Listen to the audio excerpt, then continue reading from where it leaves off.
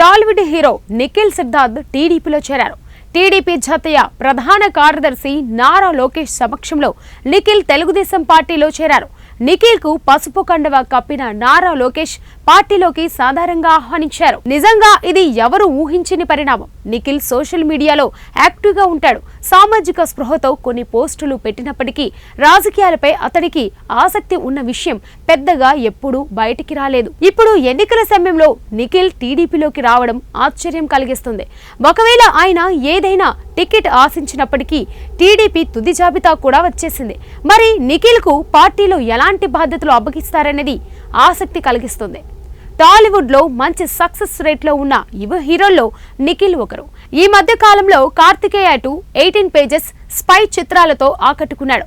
సంబరం చిత్రంతో టాలీవుడ్ ఎంట్రీ ఇచ్చిన నిఖిల్ హ్యాపీ డేస్ చిత్రంలో తొలి హిట్ కొట్టాడు. ఆ తర్వాత స్వామిరారా, కార్తికేయ, ఎక్కడికి పోతావు చిన్నవాడా వంటి చిత్రాలతో సక్సెస్ గ్రాఫ్ ను పెంచుకున్నాడు.